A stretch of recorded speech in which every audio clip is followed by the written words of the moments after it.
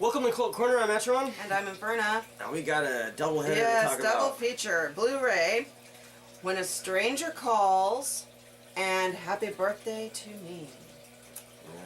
Yeah. Now, When a Stranger Calls, I remember watching that. And this is the original one. This is the, what was it, 79? Yeah, 79. When it came out? The 1979 version, Yeah. Versus the remake, which was was in really, 2006 It was really or whatever. lame. Didn't like it at all. Yeah, I didn't either. This is the original one with Carol Kane in it. And I remember when I was a little kid, well, you know, like 12 years old and just starting to babysit, I watched this movie like a dumbass.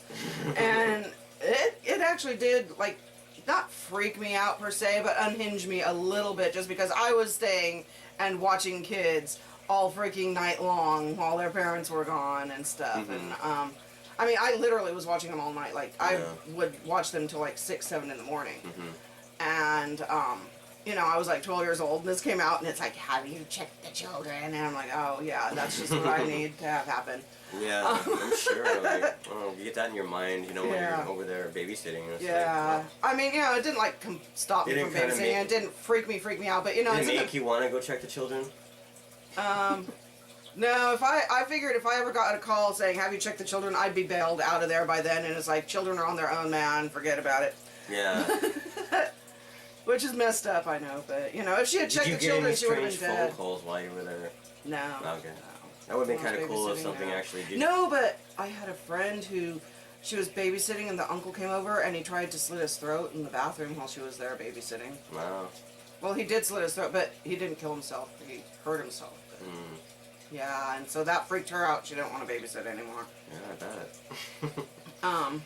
So Carol Kane stars in this, and yeah, she's babysitting these this boy and girl, I believe, and young, like 4 and 3 or something like that.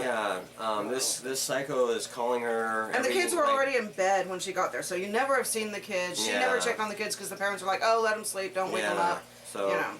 Yeah, and every 15 minutes she's getting these calls like, you know, have you checked the children? And then after, you know, she gets freaked out, she calls the police, and the police are like, well, you know, is he threatening you? Is he being obscene? And she's like, well, no. But if someone's calling saying, have you checked that the children, to me is threatening. That's kind of threatening. So to me personally, but you know, I would have been like, yes, he's threatening me. He's asking if I've checked the children. I'm babysitting. Yeah. So you know, that's creepy as hell. Yeah. You know. And so finally, last time he calls her. Well, the police tell her to keep him on the line for a while.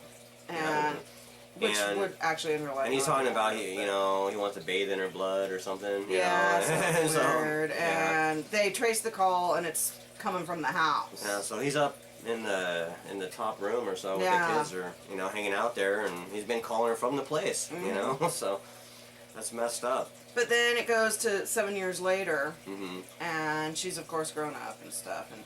She's got her own family now. She's got her own kids. She's married. And the guy, they had caught the guy that had that had been calling her and stuff. And the guy's chasing him.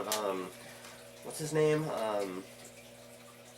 You know the heavyset guy. I forgot the name. Well, he's been in a few films too. Yeah. And I can't read this. Yeah. I'm not even gonna try. He's trying to find him, but the psychopath, he escaped the mental institution. Yeah, and the guy who was calling her and stuff, they had locked him up in a mental institution because he was completely whack job. But he escaped, and so the guy who had been a cop, who's now a private investigator, is trying to hunt him down because he knows that he escaped, and he knows that he's like really bad news to be out on the street. Yeah. And he's he's just kind of person who just gets attached to somebody. He met this woman at a bar, and then kind of followed her home. Yeah, the psychotic guy, not the detective guy. And I guess the woman kind of felt sorry for him a bit, so she invited him in, and actually she did invite him in. She told him no, but he walked in anyway. Oh, well, yeah, that's true. And he was just he just wouldn't leave, and she was like getting creeped out because he's a creepy dude. So finally, she got him to leave, and after that was over, he started going after Carol Kane and her family. Her family. Yeah, she gets another call while she's out with a babysitter watching her kids, and he calls her at the place she's at, and he's all, "Have you checked the children? Or Have you checked the children, or how are the so children? it takes her back to when she was and so she like just about you know, flips out. She does flip out. Yeah. She's like crying hysterically. But don't want to give the end away. Yeah. So. But yeah, it's a good movie. You'll probably like it. It's got way some better tension. than the, Got some. yeah. It's way better like than the remake. Oh yeah, yeah. I mean, I don't even care about that garbage.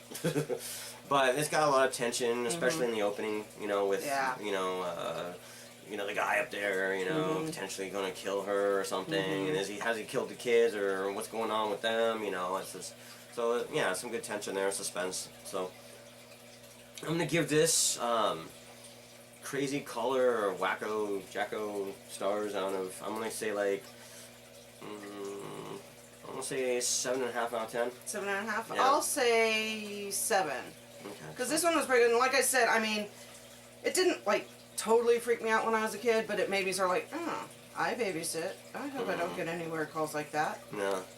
Yeah. So yeah. Anyway, on Next to this next one, which is Happy Birthday to Me. And this is the Canadian slasher, Melissa Sue Anderson. Yes, from Little House on the Prairie. Yeah, she stars in this along with Glenn Ford. And you probably know his stuff. He's very famous.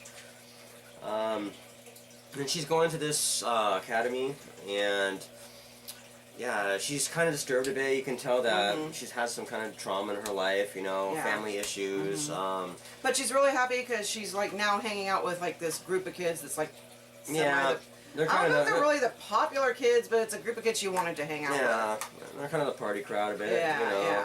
yeah. But her friends start kind of getting knocked off in different Yeah, ways. they start dying here and there and everywhere, slowly, bit by bit. Yeah, and you know, you kind of wonder in the movie, well, is she crazy? You see these kind of these you see like little clips of her having kind of some brain surgery. Yeah, she had brain surgery or a brain injury or something. You don't really know what's going on, but anything there was something going wrong with her brain, you know, because she had a shaved head and she was in the hospital and you know, she was in a coma and stuff like that. So yeah, something's going on. Maybe she's wacko, you think sometimes. Maybe she's actually killing these people. Do you think maybe she might be imagining it even? Yeah, you know, they aren't even dying and this is all in her head. Yeah. And yeah, so it just kind of keeps going on, and the further you get through this movie, you see kind of the things set in place where, yeah, something's really going on here, and you know, you don't know. I mean, you get an idea. Well, this could be like kind of like a dangerous happening in the sense of her, like she's losing her mind slowly throughout the movie and just getting more deranged. Yeah. But you find that, well, it's not so much the case, but again, if we tell it all, we won't we don't want to give away the whole and if you haven't and seen stuff. it, then that would kind of suck, so. Yeah. You know, but, yeah, there's a lot going on here, and a lot of, the reason behind these killings, I guess, is because it's more like family related, kind of jealousy, you know, anger for certain things, and yeah, it plays out, you know, and that's why, you know, everybody's getting killed here, and it kind of leads to her birthday, you know, so. And that's why it's Happy Birthday to Me. Yeah. There's some cool deaths here, very inventive ways of killing people, so that's enjoyable. The acting's decent in this. Yeah, how many stars would you rate this? Happy Birthday to Me? I'm going to say 6. 6? 6, yes. Because I like when a stranger calls just a smidge more. You do? Yeah. Out of the 2. Yeah, I agree. I think it's a little bit better movie. So I'm gonna say like 7 for me. You know, it's still a good slasher. It's better than a lot of the slasher films out there. I mean, it does have some intelligence. It's not just random slash and slash and slash. I mean, there's like. And the end is really cool. You know, she kind of had a different argument with it, but you know, I enjoyed it for what it was. You know, and I thought it was just one of the better endings you'll see in a slasher film. I think. So yeah. So yeah, go check this out. This is the double feature on Blu-ray. So, 2 very good films. All right. All right. So are we out of here? We are out of here. We're out of here. Hail the horror.